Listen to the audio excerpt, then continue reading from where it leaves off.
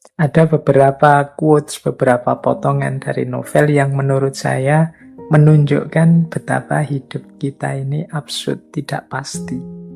Misalnya dari Notes from Underground, catatan dari bawah tanah. Ada kalimat seperti ini. Perhatikan baik-baik. Kita bahkan tidak tahu apa yang saat ini dimaksud hidup itu.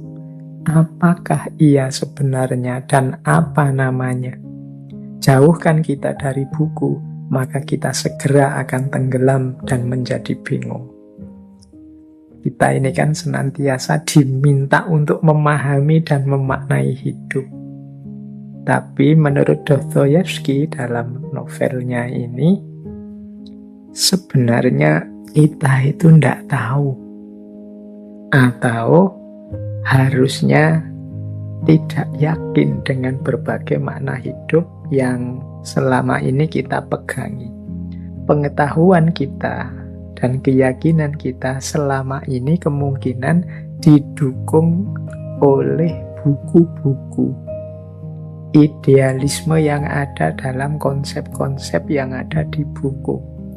Sebagian besar kita kalau ditanya apa makna hidup itu ya jawabannya jawaban buku.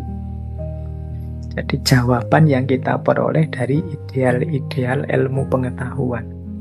Padahal hidup itu tidak sesederhana itu. Makanya dalam quotes ini, jauhkan kita dari buku-buku maka kita akan segera tenggelam dan menjadi bingung.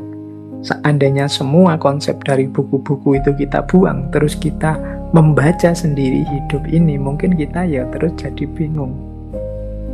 Kenapa bingung? Karena hidup ini tidak seseragam yang kita bayangkan. Hidup ini tidak semonoton, tidak sepasti apa yang diuraikan oleh buku-buku.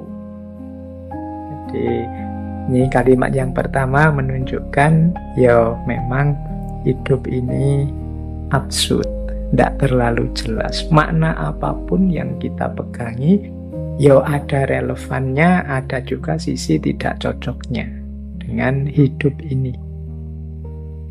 Nah, jadi yang pertama itu. Yang kedua, ini ada kalimat yang menunjukkan keabsurdan. Ini lebih jelas lagi. Ini saya ambil dari The Brother Karamazov. Kata Dostoyevsky, dunia berkata, engkau punya keinginan, penuhilah. Engkau memiliki hak yang sama seperti orang kaya dan orang-orang besar. Bahkan jangan terburu-buru memenuhi keinginanmu, tapi perluaslah keinginanmu dan tuntutanmu. Inilah doktrin dunia hari ini, dan mereka percaya inilah kebebasan. Hasilnya adalah yang kaya terisolasi dan bunuh diri, sedang yang miskin cemburu dan akhirnya membunuh. Jadi ya hidup ini memang dasarnya keinginan. Kita selalu kejarlah keinginanmu, kejarlah cita-citamu setinggi mungkin. Ayo dikembangkan terus cita-cita kita, jangan mandek. Itu kan yang sering kita dengar, nasihat-nasihat, motivasi-motivasi. Kata Dostoyevsky, ya ini doktrinnya dunia hari ini. Manusia dipaksa untuk maju, bergerak terus mengejar keinginannya, bahkan seandainya keinginan hari ini terpenuhi, ya matok lagi keinginan lebih jauh, keinginan lebih jauh. Hasilnya apa doktrin semacam ini? Yang kaya pada akhirnya terisolasi dan bunuh diri. Mengapa? Ya dia tambah kaya, tambah asing dari realitasnya. Dia kehilangan sisi kemanusiaannya. Mungkin dia jemu, dia jenuh dengan hidupnya. Jadi banyak orang mengejar-ngejar kesuksesan, keberhasilan, begitu sukses dan berhasil, dia sendiri malah jemu dan jenuh dengan hidupnya. Makanya banyak kan cerita-cerita orang besar, artis yang harusnya dia sangat bahagia. Banyak orang lain mimpi ingin seperti dia, tapi dia sendiri malah bunuh diri. Kenapa? Dia merasa asing dari dirinya sendiri, dia terisolasi. Sejak muda mungkin dia dicekoi, ayo ngejar cita-cita, mengejar mimpi. Begitu teraih benar mimpi itu, dia justru merasa hampa. Maka kalimatnya Dostoyevsky, yang kaya terisolasi dan bunuh diri. Sementara yang miskin cemburu, dia lihat orang-orang kaya. Wah, aku kok nggak bisa yang mencapai keinginanku. Aku nggak pingin kaya, nggak bisa. Pingin sukses, nggak bisa. Dia cemburu. Lihat yang lain sukses, yang lain kaya. Akhirnya ya membunuh, merusak. Mencari jalan paling singkat untuk menemukan kekayaan. Jadi inilah absurdnya hidup. Kita diminta untuk bercita-cita tinggi, tapi yang sukses meraih cita-cita justru jemu, bosan, bahkan bunuh diri. Yang tidak sukses meraih cita-cita, cemburu, galau, gelisah, bahkan membunuh orang, merusak, dan lain sebagainya. Nah, ini gambaran dari The Brother Karamazov. Ini menggambarkan betapa hidup ini absurd. Nah, bahkan ada lagi, ini ada quotes ketiga menunjukkan absurdnya hidup. Saya ambil dari The Idiot. Aku pikir kalau seseorang menghadapi satu kerusakan yang tidak terhindarkan, misalnya satu rumah ambruk menimpa dirinya, ia akan mencari tempat duduk, menunggu sambil memejamkan mata hingga tibalah apa yang akan tiba. Ini juga absurdnya manusia. Manusia itu ya secara natural dia menghindari rasa sulit, tidak suka dengan penderitaan dan lain sebagainya. Tapi kadang-kadang kita ketika sudah jelas akan menderita, sudah jelas akan sulit, kita malah diam saja. Ini paradoknya manusia. Kita tahu loh yang kita lakukan ini nanti efeknya mungkin membuat kita menderita. Tapi ya sudah, kita jalan saja karena kita punya pamrihnya. Apapun yang kita putuskan itu kan selalu ada positifnya, selalu ada negatifnya. Biasanya kita hanya siap dengan yang positifnya.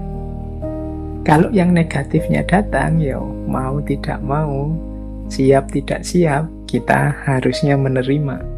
Ini digambarkan oleh Dostoyevsky. Seandainya kita duduk di dalam rumah, terus lihat rumahnya mau ambruk menimpa kita, itu orang itu kadang malah diam, menutup mata, nunggu keambruan beneran.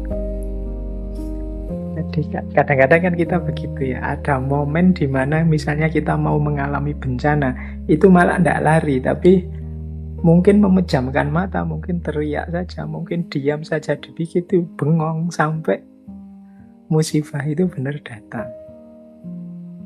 Jadi akhirnya kita tertimpa beneran oleh musibah itu.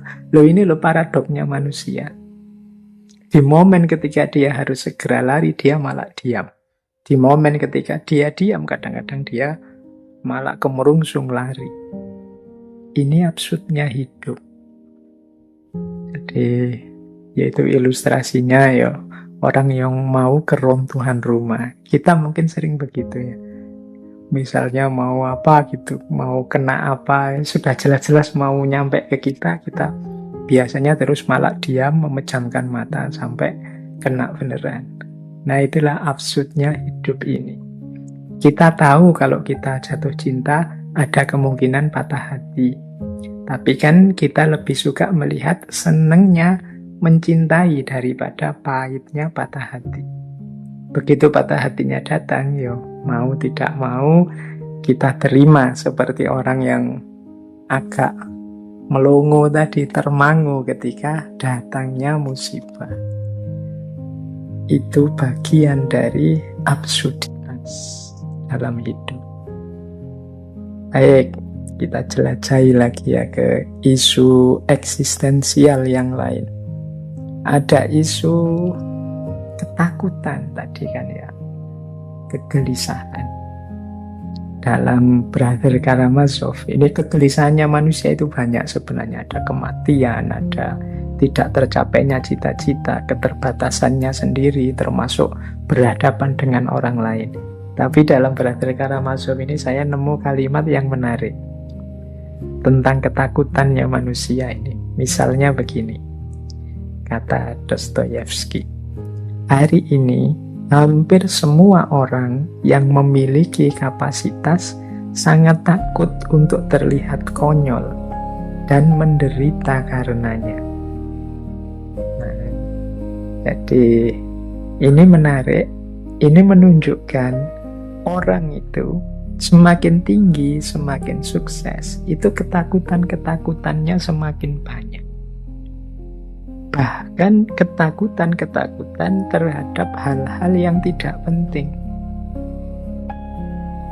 Misalnya ya, dulu waktu kita mungkin masih tidak punya apa-apa, mungkin masih, hitunglah masih miskin, uang juga tidak terlalu banyak. Urusan kostum, urusan baju itu yang penting bersih, yang penting belum jelek ya tetap kita pakai. Tetapi begitu uang banyak, mungkin kita cukup untuk beli baju yang kelas-kelas 100, 200 sampai 1 juta mampu misalnya. Nah, kita mulai sudah tidak sekedar baju bersih, tapi mungkin baju yang pantas, baju yang baru, baju yang bisa buat mejeng, bisa buat, nah itu sudah standarnya berbeda. Apalagi kita yang kaya raya sama sekali, sudah. Kadang baju itu kan sekali pakai, malu kita pakai lagi untuk yang kedua kalinya. Kita takut dianggap orang, masa orang kaya bajunya tidak ganti, dan lain sebagainya. Ketakutan-ketakutan terhadap hal-hal yang konyol. Kita terlihat konyol itu tidak mau, dan kita menderita kalau mengalami hal itu. Jadi semakin orang tinggi, besar, sukses dengan segala capaian-capaiannya, biasanya muncul ketakutan-ketakutan lebih banyak. Ya sering kan di beberapa tokoh, misalnya dulu tokoh stoik itu, dalam stoikisme, orang itu semakin banyak hartanya, biasanya semakin gelisah karena dia takut kehilangan. Orang yang tidak punya apa-apa, ya tidak terlalu gelisah, ya takut apa, kehilangan apa. Nah, berarti ternyata ada korelasi antara kapasitas yang meningkat dengan ketakutan yang bertambah. Orang itu kalau pointer, misalnya mahasiswa ya, pointer sama sekali, dia cerdas, nilai-nilainya selama ini unggul, itu dia dapat nilai jelek itu takut. Ada ketakutan dapat nilai jelek. Tapi mahasiswa biasa-biasa yang ya IP-nya sudah yang penting selamat begitu saja, itu dia tidak ada ketakutan dengan nilai jelek, sudah biasa dapat nilai jelek. Jadi jumlah ketakutannya lebih sedikit. Kalau yang pinter kan, wah kalau nanti saya tidak lulus tepat waktu, malu aku. Kalau IPK ku tidak 3 di atas 5, malu aku. Kalau itu kan banyak ketakutan-ketakutannya. Sementara yang biasa-biasa atau yang cenderung tidak pinter, sudah alah yang penting lulus, tidak masalah, tidak harus tepat waktu, tidak harus IPK tinggi, yang penting lulus, alhamdulillah. Ketakutannya jauh lebih sedikit. Ya termasuk antara yang ganteng dengan yang biasa-biasa, yang cantik dengan yang biasa-biasa, itu pasti ketakutan-ketakutannya berbeda. Nah, dalam Brother Karamazov ini Dostoyevsky mengilustrasikan bagaimana orang yang punya kapasitas itu takut terlihat konyol dan menderita. Padahal ya terlihat konyol bukan berarti konyol, hanya kelihatannya saja. Ya karena memang capaiannya mungkin tinggi, sehingga ketakutan-ketakutannya lebih banyak. Nah, ini mungkin menarik ya untuk kita bahan introspeksi lebih lanjut. Baik, saya lanjutkan biar agak banyak, karena kelihatannya materinya masih banyak. Waktu kita agak terbatas. Nah, kita lihat sekarang pandangannya Dostoyevsky antara lain ya tentang rasionalitas, intelektualitas. Yang pertama, ini kalimat saya ambil dari Crime and Punishment. Kata Dostoyevsky, akal adalah budaknya perasaan. Nah, ini menarik ya, ini pandangan tokoh eksistensialis mirip dengan pandangan para sufi, misalnya Imam Ghazali. Akal itu hanya suruhannya hati, meskipun Imam Ghazali menyebutnya panglima perangnya, dia hanya pasukannya. Rajanya siapa yang menyuruh-nyuruh? Hati, kolab. Kalau pakai istilahnya Dostoyevsky ini, akal itu budaknya perasaan.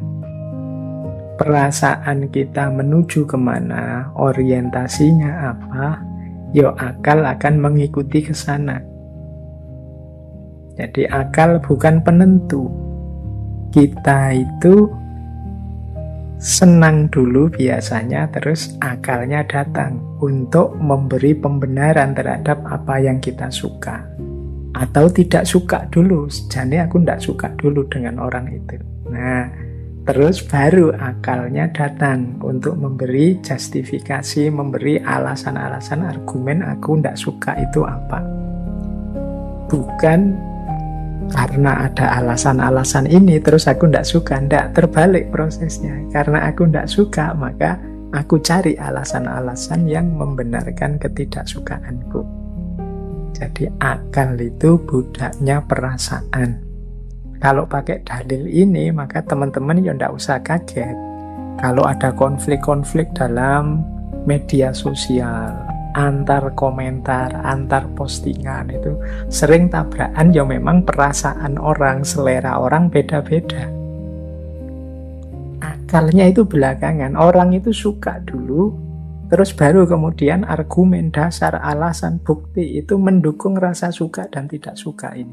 Kalau kita sudah suka pada orang, itu kan terus akal kita kerja mencari baiknya orang ini apa saja. Sebaliknya kalau kita tidak suka pada seseorang juga begitu, akal kita akan bekerja mencari jeleknya orang ini apa saja.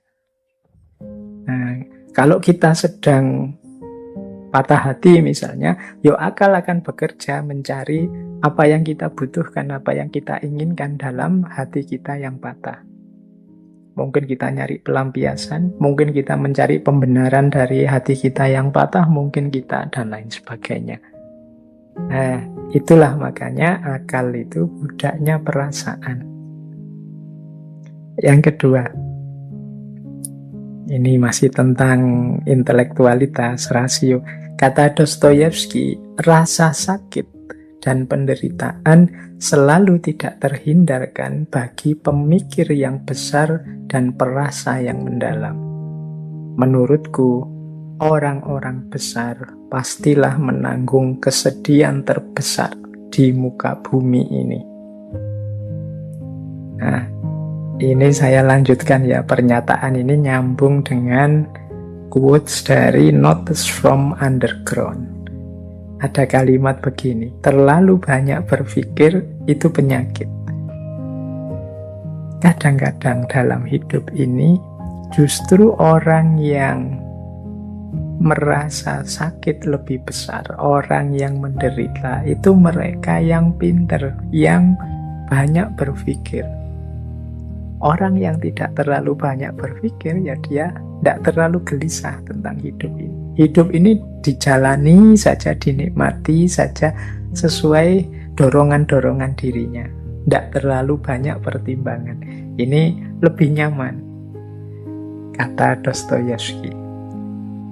Dia membayangkan kalau ada orang pinter, ada orang sangat perasa, itu hidupnya mesti isinya kesedihan-kesedihan, kebingungan-kebingungan, kegalauan-kegalauan, karena memang itulah karakter dunia ini.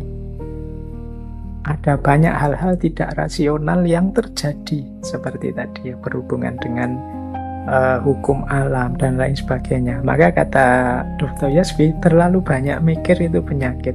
Ya, manusia memang butuh berpikir, tapi terlalu banyak berpikir, apa-apa mau diperdalam, apa-apa mau direnungi. Kadang-kadang justru hasilnya adalah kesedihan-kesedihan. Hasilnya adalah rasa sakit dan penderitaan. Maka jangan dikira orang yang sangat pinter itu enak. Dalam banyak hal kadang-kadang kita mending tidak tahu daripada tahu dalam banyak hal. Nanti teman-teman boleh direnungi ya.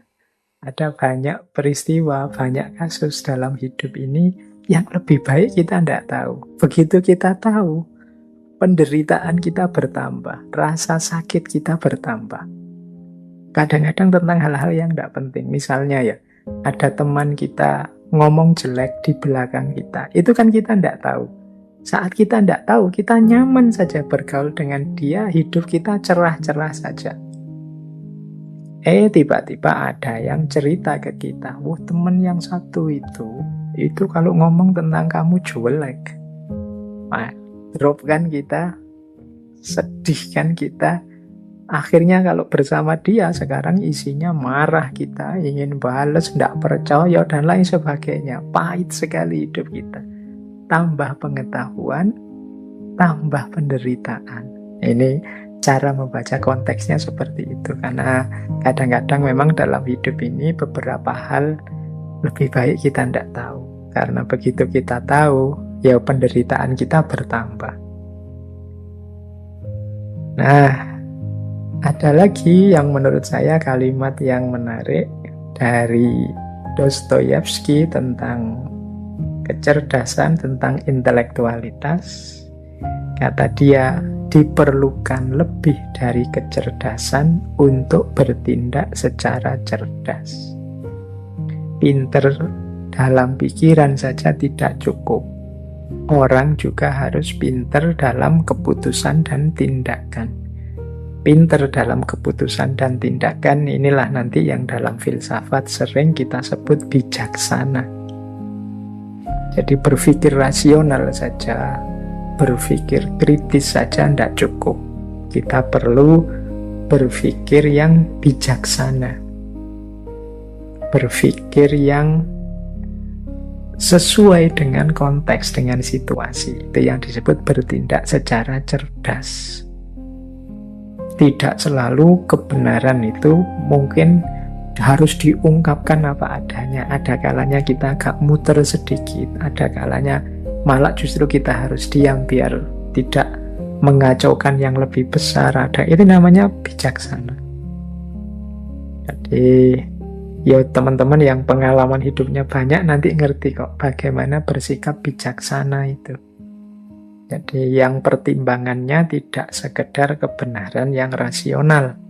Karena kalau kebenaran yang rasional saja kadang-kadang kita keliru memutuskannya. Kalau hanya sekedar 1 tambah 1 2 ya kadang-kadang tidak pas. Seperti ceritanya Konfusius tadi. Kalau hanya sekedar melihat aspek benar 1 tambah 1 2, 8 kali 3 24, ya orang bisa kehilangan nyawa. Di sini pinternya pembacaan situasi demi kebijaksanaan.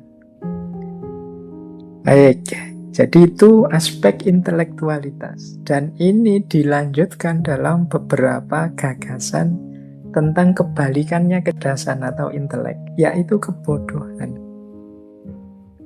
Menarik nanti kalau teman-teman membaca The Brother Karamazov. Dia bilang begini, kata Dostoyevsky, tentang kebodohan ini. Ini semua orang kan ingin menghindar dari kebodohan. Tapi dia punya persepsi sendiri tentang kebodohan ini. Kata Dostoyevsky, semakin bodoh seseorang, justru semakin dekat dia dengan kenyataan. Semakin bodoh seseorang, semakin dia jelas. Kebodohan itu ringkas dan tanpa trik atau seni apapun. Sementara kecerdasan itu berkelit dan menyembunyikan dirinya sendiri. Kecerdasan itu tanpa prinsip, sedangkan kebodohan itu jujur dan lugas. Nah, ini kalimatnya ini perlu dimaknai agak hati-hati nih nanti. Jangan-jangan setelah ini terus teman-teman saya milih bodoh saja lah Pak kalau begitu. Ya maksudnya Dostoyevsky tidak ke situ. Yang dimaksud oleh Dostoyevsky itu kurang lebih begini. Jadi orang yang pinter itu karena ilmunya banyak, perspektifnya luas, itu kadang-kadang malah tidak jernih kalau membaca sesuatu. Jadi pikirannya disibukkan oleh teori-teori yang ada di kepalanya. Jadi dia sibuk membaca dengan teori-teori yang dia miliki. Akhirnya sulit memahami kenyataan apa adanya. Ya karena terdistraksi, terhalangi oleh kepandaiannya. Sementara orang bodoh, saya tidak tahu ya kalimat bodoh ini semoga tidak sensitif ya. Maksudnya orang yang wawasannya tidak terlalu luas, yang sederhana apa adanya memahami kenyataan, itu cenderung lebih jujur, lebih lugas apa adanya. Dia akan membunyikan ya sejauh yang dia lihat, tanpa didistraksi oleh banyak teori. Jadi ini konteks pemahaman untuk quotes ini, kalimat dari Brother Karamazov ini. Ya intinya sebenarnya meminta kita untuk memahami kenyataan secara lebih jujur dan lugas. Tidak harus dibulet-bulet, tidak harus dirumit-rumitkan. Wong ya fakta biasa-biasa, kadang-kadang kan kalau ilmuwan itu jadi rumit, jadi bulet, tidak karu-karuan.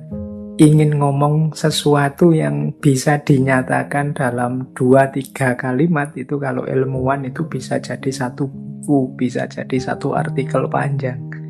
Nah ini tambah rumit, kata Dostoyevsky, tambah tidak jelas. Nah terus ada lagi quotes yang menurut saya menarik tentang kebodohan ini. Kata Dostoyevsky ini dalam novelnya The Idiot. Aku orang bodoh yang berhati namun tanpa pikiran. Dan engkau orang bodoh dengan banyak pikiran namun tanpa hati. Kita berdua tidak bahagia. Kita berdua menderita.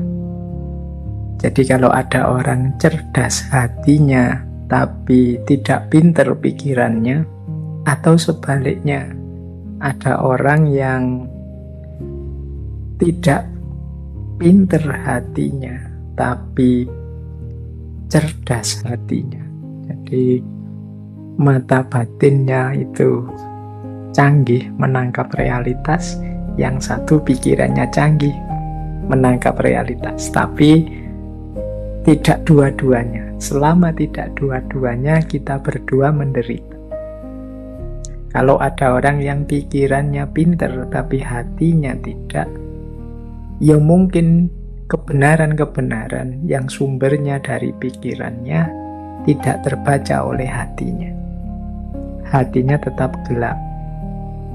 Akhirnya dia gelisah, karena tadi ya kuncinya orang hidup itu perasaan dan hatinya.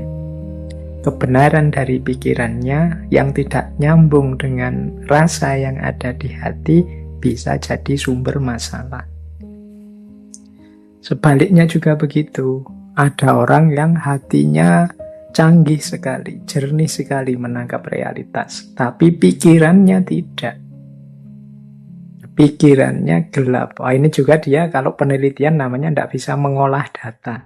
Datanya sih pas, tapi tidak bisa dibaca, wong pikirannya gelap. Ya dia tidak akan bahagia juga. Kayak orang, saya paham sih, tapi ngomongnya gimana ya? Saya ngerti, tapi mengekspresikannya gimana? Nah itu kan pikirannya tidak canggih, meskipun hatinya canggih. Tapi ada orang yang sebaliknya. Nah ini dua-duanya tidak bahagia. Kalau kita ingin jadi orang bahagia, ya pikiran dan hati kita sejalan, sama-sama hidup. Baik, ini ada kalimat yang unik tentang kebodohan juga dari Dostoyevsky. Dia menyatakan begini, orang pinter itu tidak bisa menjadi apapun secara serius. Hanya orang bodoh yang bisa menjadi sesuatu. Ini juga kita baca konteksnya ya, jangan digeneralisir untuk semua kasus. Maksudnya Dostoyevsky itu begini loh.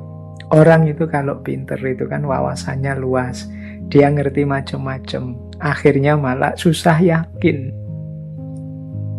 susah untuk mantep. Orang pinter itu mau ini, nanti jangan-jangan begini. mau itu nanti jangan-jangan begitu.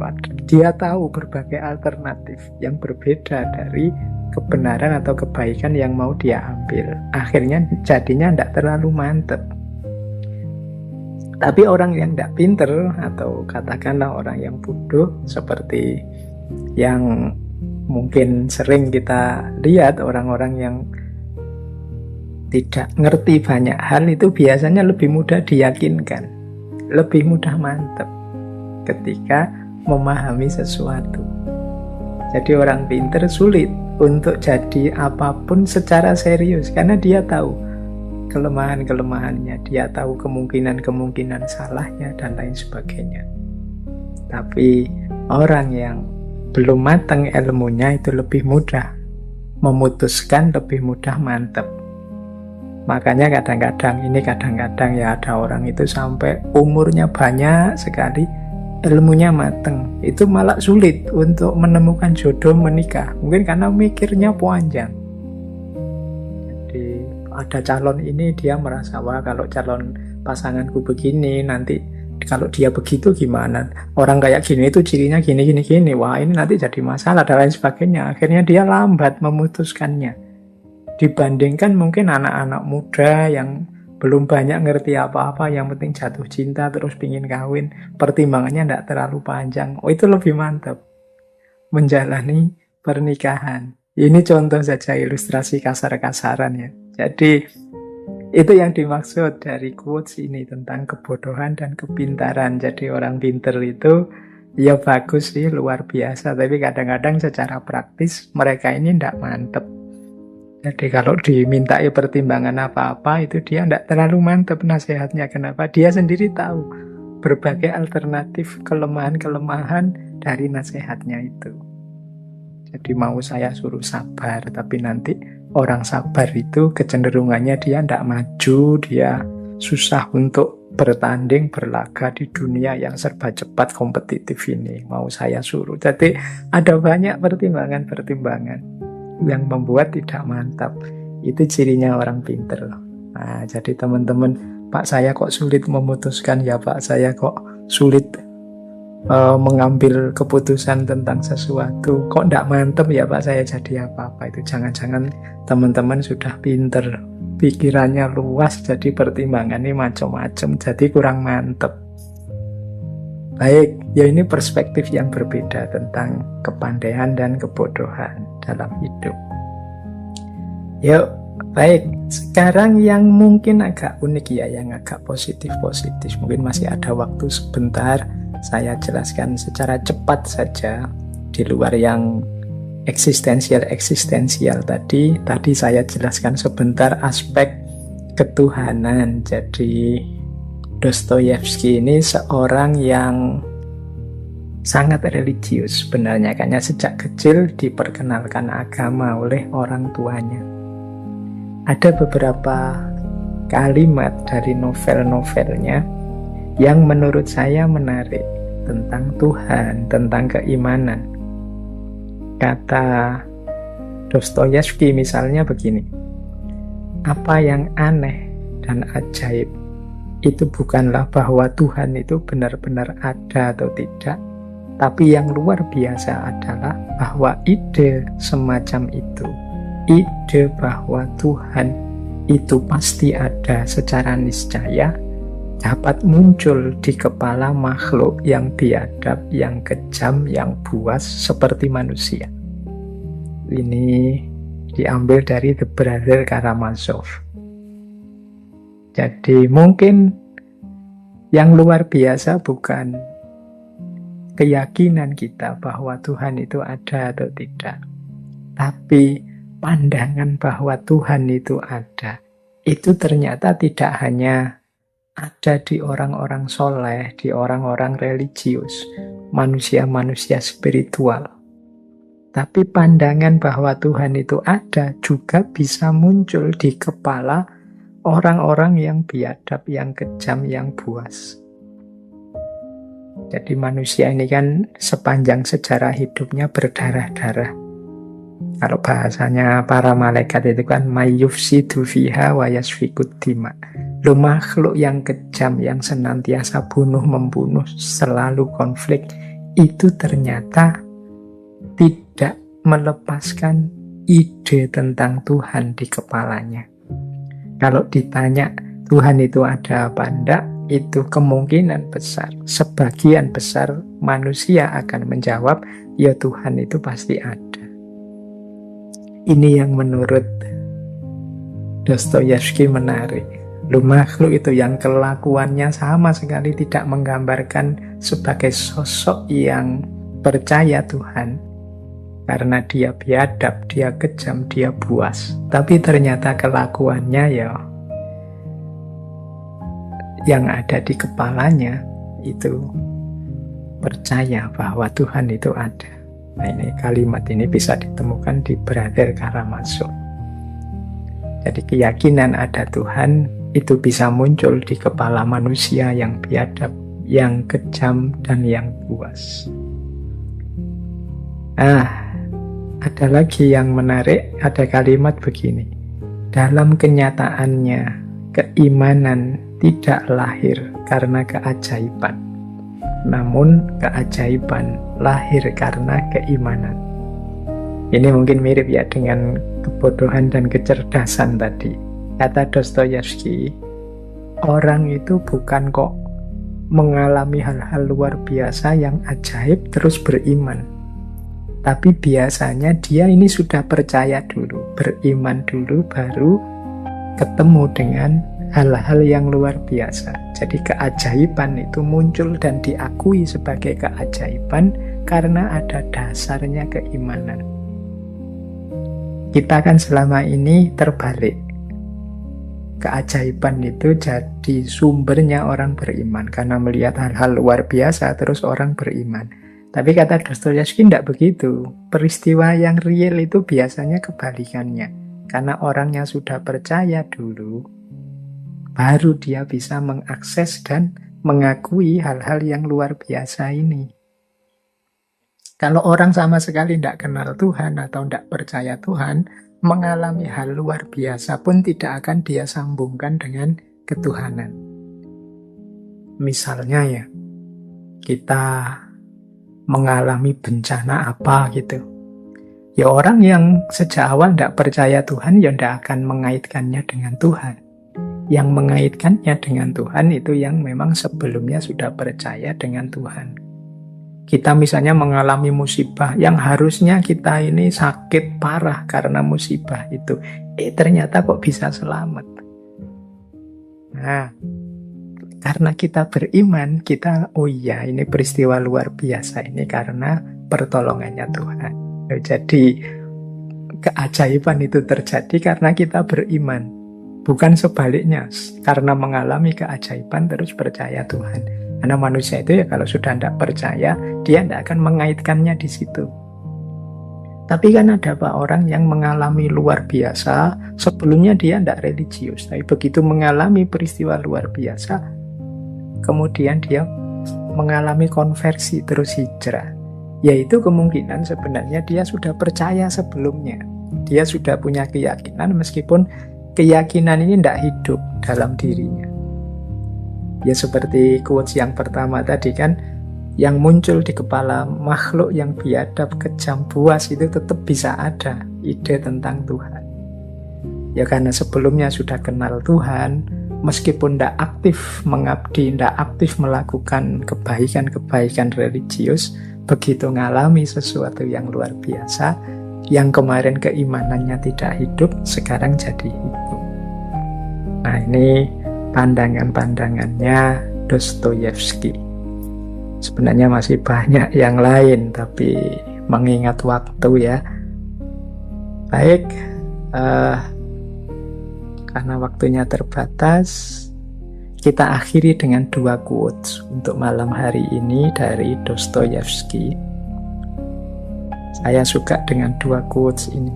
Yang pertama begini. The best way to keep a prisoner from escaping is to make sure he never knows he is in prison. Jalan terbaik untuk membuat seorang narapidana tidak kabur adalah dengan memastikan dia tidak pernah tahu bahwa dia di dalam penjara. Nah, ini kita jadikan bahan introspeksi ya. Banyak orang itu yang terpenjara tapi tidak sadar. Banyak orang yang dikungkung tapi dia tidak sadar. Mungkin dikungkung oleh ideologi, dikungkung oleh lembaga, dikungkung oleh ideal-ideal yang dia miliki. Sehingga dia punya anugerah kebebasan tapi macet. Macet itu tidak pernah dia gunakan. Hidupnya tenggelam dalam ide-ide, organisasi-organisasi, kelompok-kelompok di mana dia berafiliasi. Dia tidak sadar bahwa semua itu memenjara dirinya. Dia tidak tahu bahwa itu penjara. Dan akhirnya apa? Ya dia tidak akan punya niat untuk kabur. Karena niat untuk kabur itu kan dari orang yang sadar dia di penjara. Kalau dia tidak sadar di penjara, ya tidak akan dia berniat untuk kabur. Yang terakhir, ini ada kalimat be the sun and always will see you. Jadilah matahari dan semua orang akan melihatmu. Fyodor Dostoyevsky. Jadilah bercahaya, jadilah tinggi, jadilah yang menerangi, maka semua orang akan mengakui eksistensimu, akan tunduk di hadapanmu, akan mengakui kehadiranmu. Kehadiranmu adalah sesuatu yang penting dan berharga untuk mereka. Jadi teman-teman, mari kita semua menjadi matahari dalam hidup kita dan lingkungan kita. Sehingga tidak hanya kita yang eksis tinggi, tapi juga orang lain merasakan manfaat dari kehadiran kita. Be the sun and all will see you. Fyodor Dostoyevsky. Oke, selanjutnya. Oke. Bismillah, kita mulai ya. Pandangan-pandangan Jung tentang kepribadian. Secara umum itu gambarnya. Nanti gambar itu saya jelaskan per poin ke belakang. Cuma silahkan dilihat saja. Nanti yang mendengarkannya MP3 ya berarti tidak bisa lihat gambarnya. Dibayangkan saja melihat gambar. Nanti tiap poinnya saya jelaskan satu-satu. Jadi diri kita, bagian mental, bagian kepribadian itu isinya sebenarnya dua. Ada yang kita sadari, ada yang tidak kita sadari. Ini inspirasinya pasti dari Freud. Cuma nanti kalau Freud itu dua itu levelnya. Tapi kalau di Jung yang tidak disadari itu ada dua, sehingga jadinya terus tiga. Yang kita sadari itu ego, yang tidak disadari ada dua. Yang pertama personal unconsciousness, ketidaksadaran personal. Ada kolektif unconsciousness, plusnya hilang itu. Ketidaksadaran kolektif. Nanti kita lihat. Dan ketidaksadaran kolektif itu isinya 4. Archetype, anima atau animus, shadow, dan self. Yuk nanti kita bahas satu-satu. Jadi ternyata kalau di Freud kan ada bawah sadar namanya id. Itu personal. Tapi katanya Jung kurang ke dalam. Masuk lagi lebih dalam ada collective unconsciousness. Ketidaksadaran kolektif. Yang ini sifatnya diwariskan oleh nenek moyang. Yang juga membentuk kepribadian kita. Yuk nanti kita lihat pelan-pelan. Jangan kesusu. Kalau bahasanya anak sekarang dilemesin aja, jangan kaku-kaku. Kamu nggak usah mencureng mikir serius, nanti malah nggak masuk. Ya, kamu harus santai, terbuka, nanti bisa masuk. Oke, kita lihat ya. Ego. Ego ini jiwa sadar. Kalau ini kalian hari ini sekarang duduk baca buku, nulis, minum, itu kan dilakukan dengan sadar. Persepsi, ingatan-ingatan, pikiran-pikiran itu kan sadar. Loh, sekarang sudah 8:30, itu kan sadar. Ini ego, kelihatan di luar, ngontrolnya gampang.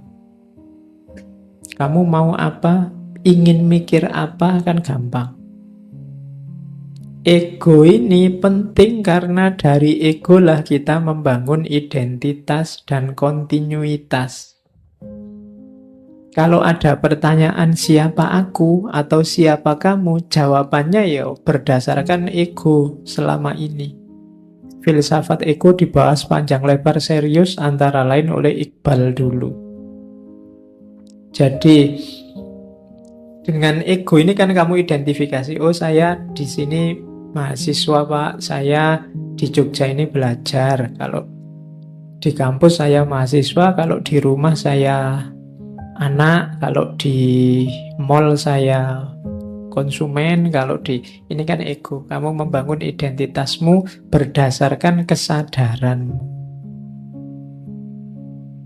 Jadi ego isinya kumpulan gagasan, kumpulan tingkah laku yang kita kontrol, kita kuasai, kita tampilkan secara sadar.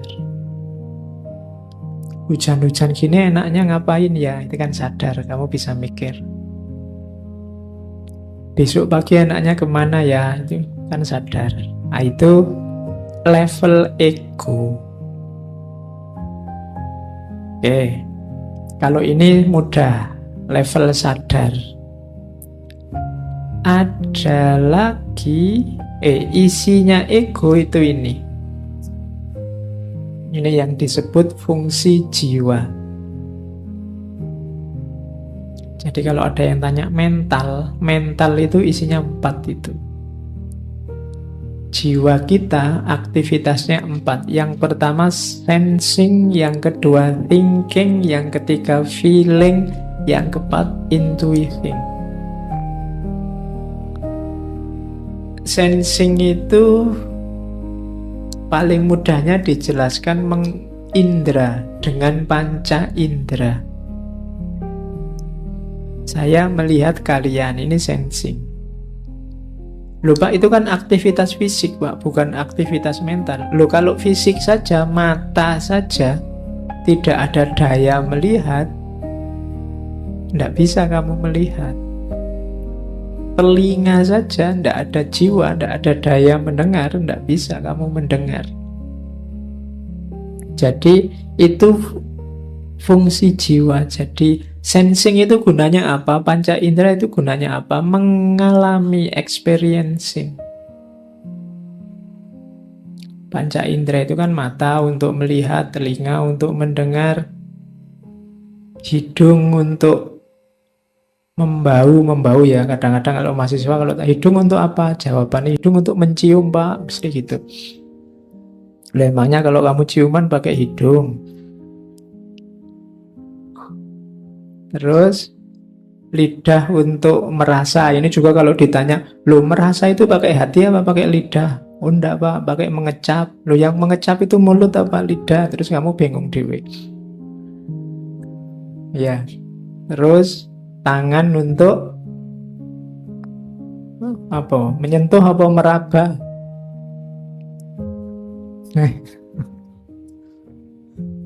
Nanti kalau tak tanya lagi, yang menyentuh dan meraba itu tangan apa kulit? Nah, bingung. Nah, ternyata level itu aja kita masih bingung. Itu panca indera paling simple. Gunanya apa? Mengalami, experiencing. Jadi ketika kalian mengalami, terus kan di situ muncul pengetahuan. Ada daya-daya yang terlibat sehingga muncul pengetahuan dari pengalaman itu. Itu yang pertama, sensing. Yang kedua, thinking. Kalau ini simple, kalian sudah paham apa itu berpikir. Selama kesadaranmu masih ada, masih jalan, sensing, thinking, feeling, intuiting itu otomatis jalan. Thinking itu berpikir, wah ini mumpung ndak hujan, enaknya pakai kaos saja, nanti mungkin sumuk. Nah itu thinking. Otakmu itu sebenarnya organ tubuh yang paling capek itu akal, otak. Nggak pernah kamu berhenti selama kamu sadar. Kamu begitu masuk ke tadi sampai gerbang nonton, oh sudah banyak yang datang, itu kan ini pikiran. Terus kamu parkir, begitu masuk, minumnya belum ada, itu kan juga pikiran. Kamu masuk lagi, nyari tempat yang enak, yang bisa senden, itu pikiran juga. Ini tidak pernah istirahat. Begitu kamu sadar bangun, pikiranmu itu jalan terus. Makanya levelnya level kesadaran. Jadi itu dua aktivitas utama. Yang ketiga, feeling. Feeling ini hubungannya sama rasa. Jadi, evaluating experience itu feeling.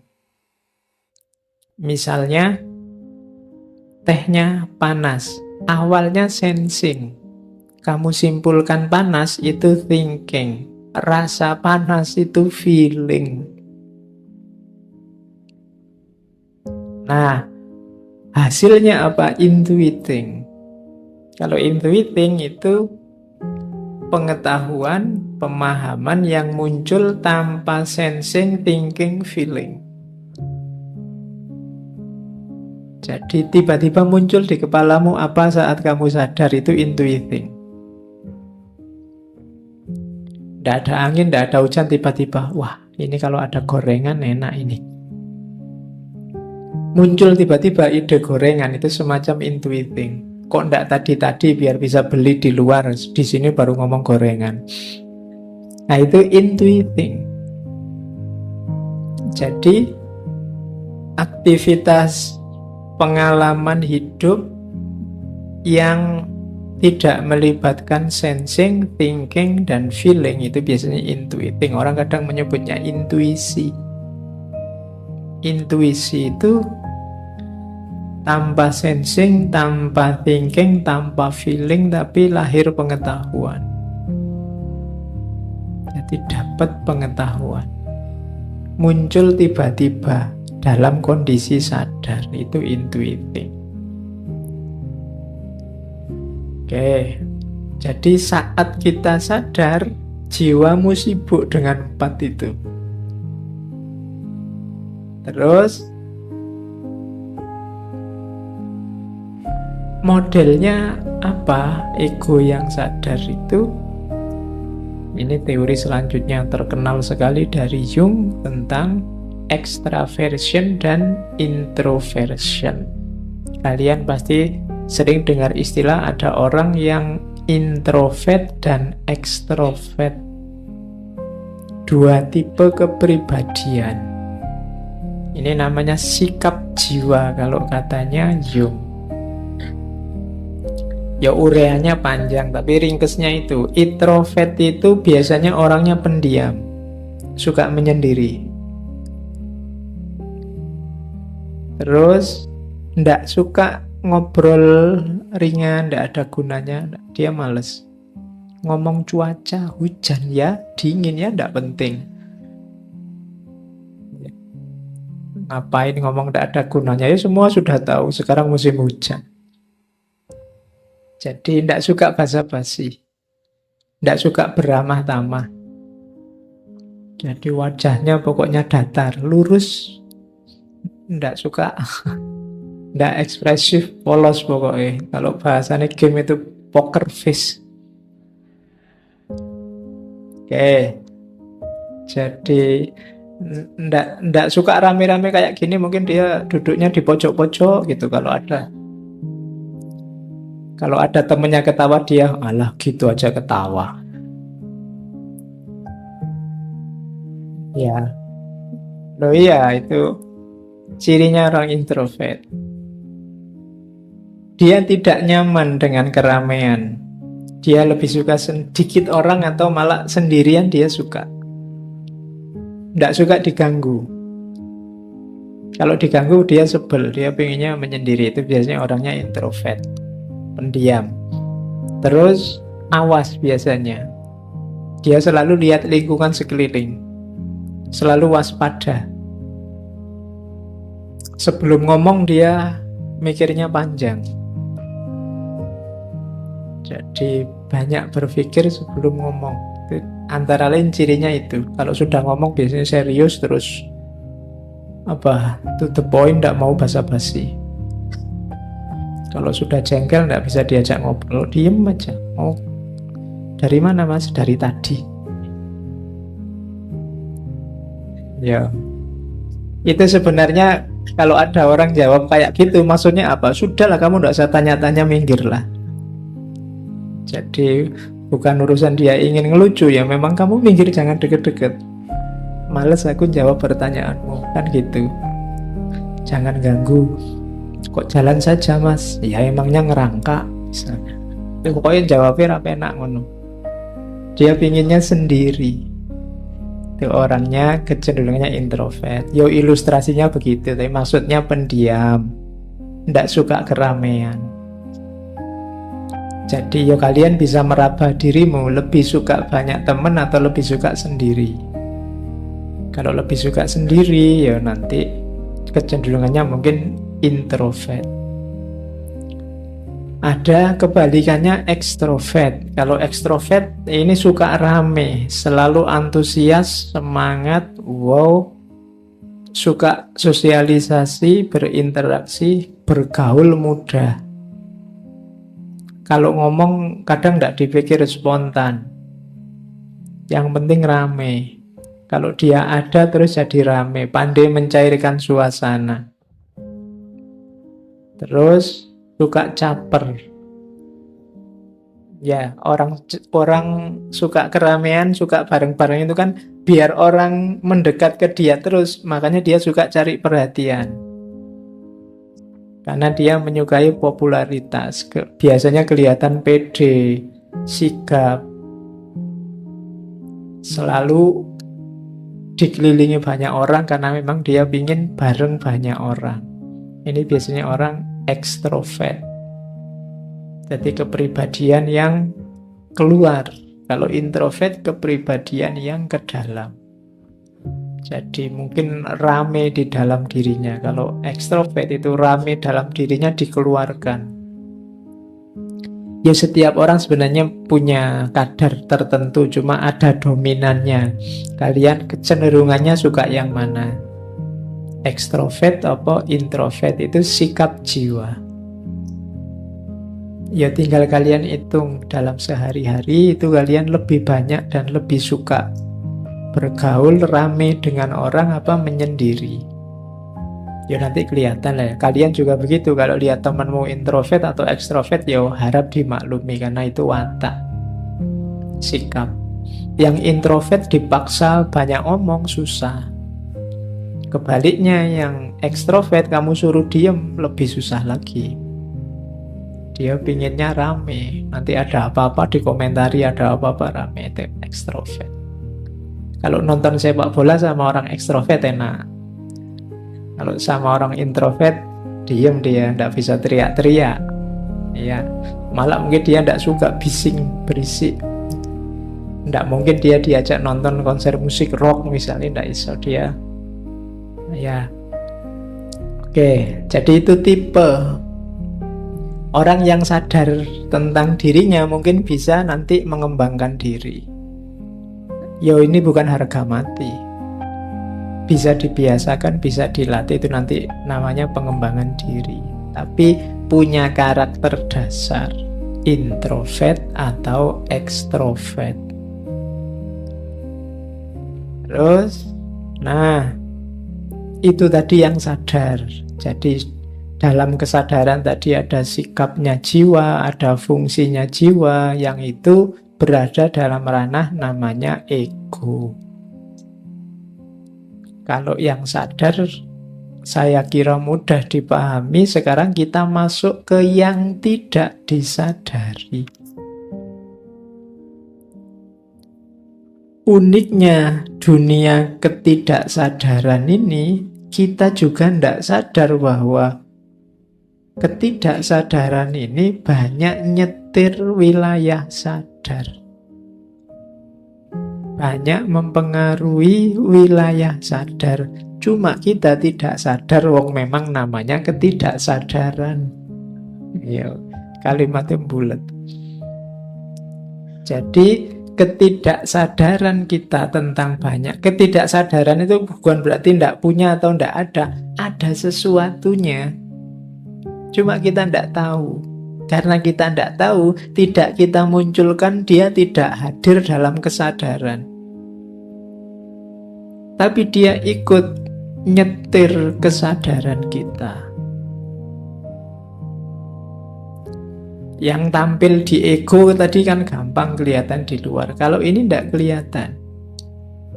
Yang pertama namanya personal unconsciousness. Ketidaksadaran personal. Ini isinya antara lain pengalaman-pengalaman. Dulu waktu ngalami disadari, tapi terus direpresi, dilupakan, disingkirkan, diabaikan. Jangan salah, meskipun kamu cuekin, pengalaman itu terekam dalam dirimu.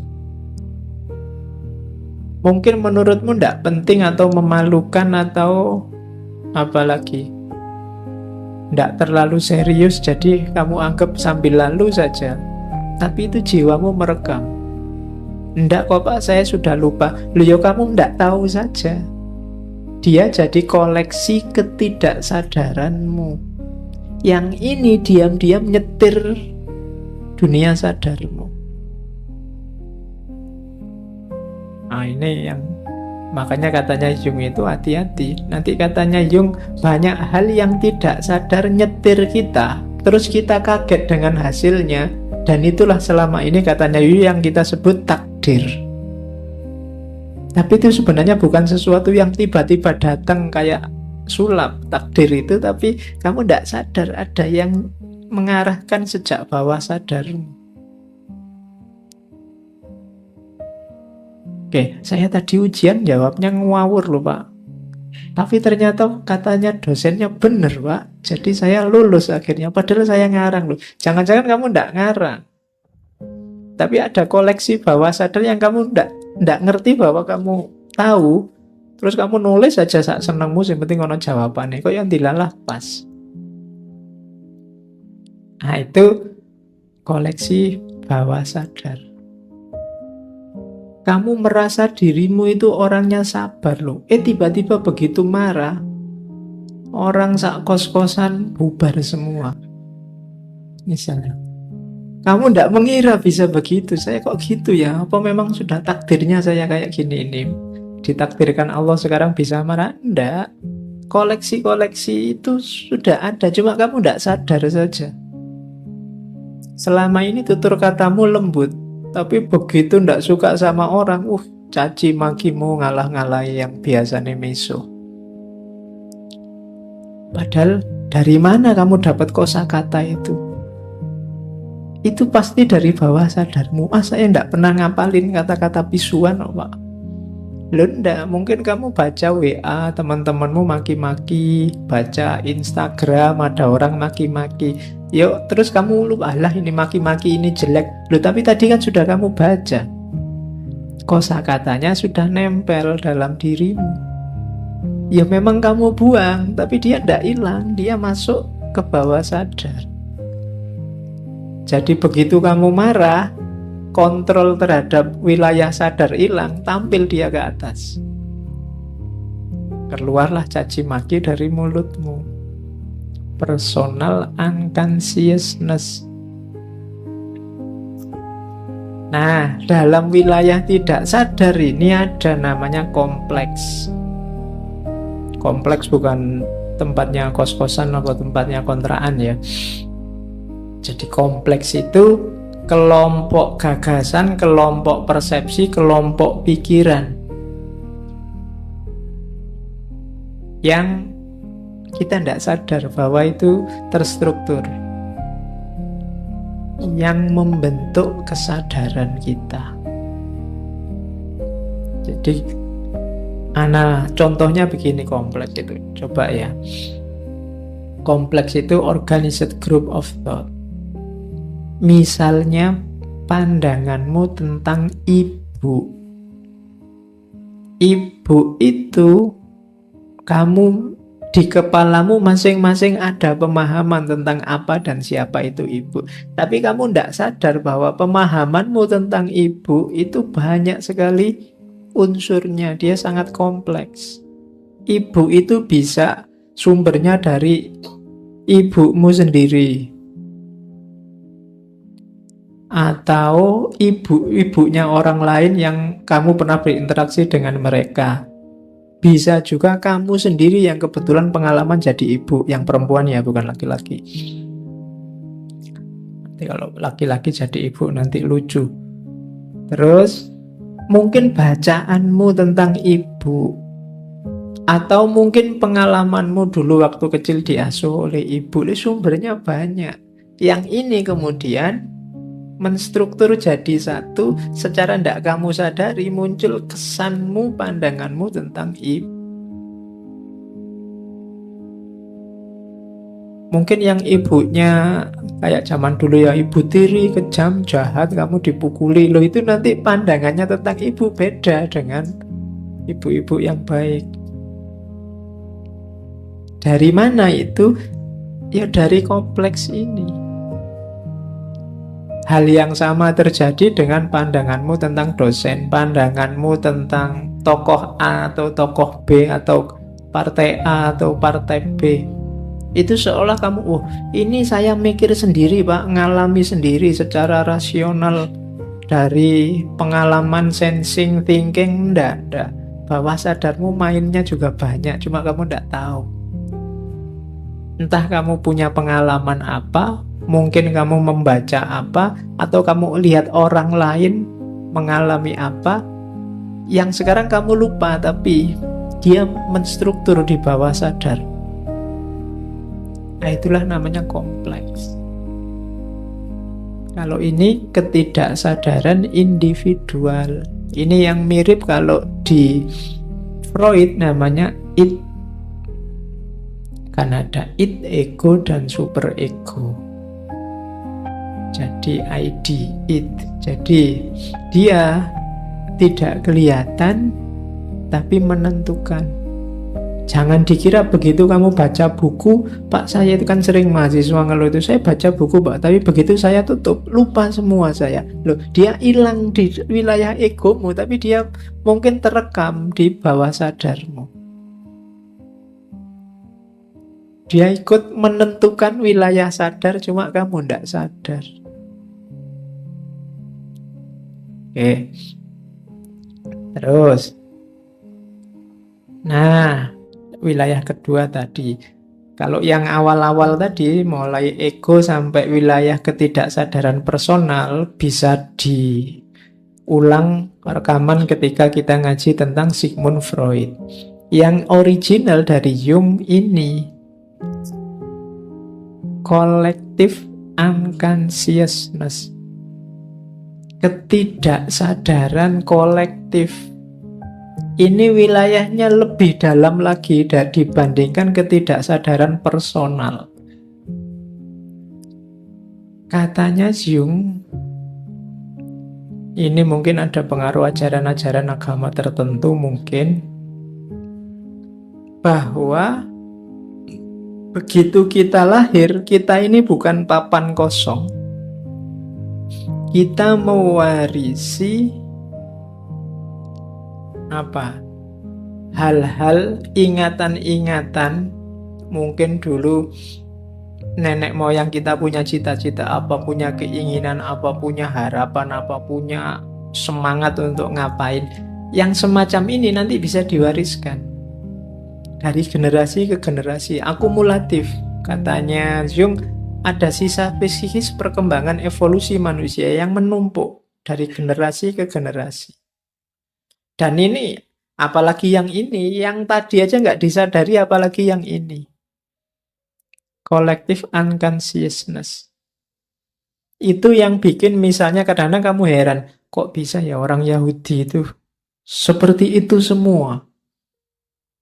Mungkin cerdik, cenderung agak tricky, kemudian kok bisa ya etnis ini kok sukses terus kalau bisnis. Kok bisa ya? Itu ada warisan-warisan dari nenek moyangnya. Otomatis begitu.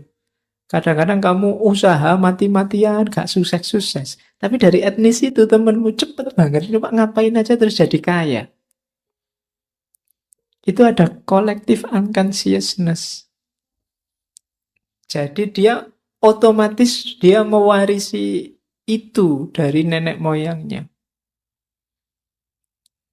Jadi diwariskan dari kakek nenekmu. Tadi ada orang introvert, ada orang ekstrovert, itu bisa dilacak ke belakang dulu-dulunya. Kemungkinan kakek nenek moyangnya kecenderungannya seperti itu juga. Ya meskipun tidak harga mati, tapi ini nyetir kepribadianmu.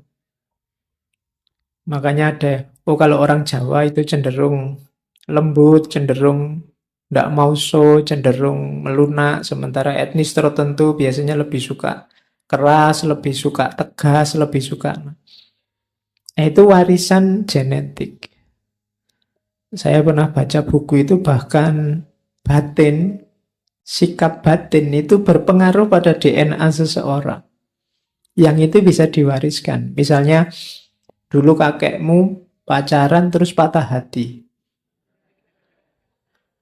Ya, karena patah hati terus sumpek terus kakekmu itu hidupnya murung, terbayang-bayang pacarnya terus meskipun kawin sama orang lain. Nah, kemurungan ini biasanya kan kalau ditinggal itu sangat dalam kan yang diingat terus itu. Ini bisa mempengaruhi struktur DNA-nya. Dan ini bisa diwariskan. Ketika punya cucu, punya anak, itu kemungkinan anaknya punya watak pemurung yang sama. Meskipun belum diputus pacarnya. Hidupnya jadinya nggak ceria. Kenapa? Warisan DNA. Ada buku yang bahas bagaimana DNA itu bisa dibangkitkan, bisa diwariskan, bisa dimanipulasi. DNA ini kan warisan struktur. Jadi kalau kamu cengenges-cengenges, apa kamu ngamuan, apa kamu itu coba dicek ke atas. Ya, kira-kira mewarisi DNA yang mana? Dan ini berpengaruh itu kalau katanya Jung, struktur otak, ras tertentu. Jadi ketidaksadaran kolektif ini hati-hati. Kalau dia dominan, orangnya kadang-kadang bisa terjebak, kalau sakit jiwa namanya fobia, delusi. Kalian kan nggak tahu ujungnya kemana, tiba-tiba kok saya kok fobia ya sama ketinggian. Nggak ada peristiwa awalannya di mana. Saya juga nggak pernah naik gunung, nggak pernah naik roller coaster apa-apa. Kok yo aku fobia ketinggian? Itu bisa jadi warisan. Collective unconsciousness. Jadi ini nyetir kita. Kalau kita tidak sadar dan ini dominan, kita agak kayak orang sakit jiwa. Makanya tadi kalau di Jung ketidaksadaran personal atau kolektif ini harus kita hati-hati dan kita kelola dengan baik. Kalau tidak, ini membanjir keluar tanpa terkontrol, ya kita bisa terkena beberapa penyakit jiwa. Jadi orang-orang di pinggir jalan yang sakit jiwa itu antara lain ya gejalanya ini. Kita ngomong apa, dia ngomong apa. Karena dia tidak bisa lagi mengontrol wilayah kesadarannya. Bawah sadarnya membanjir keluar.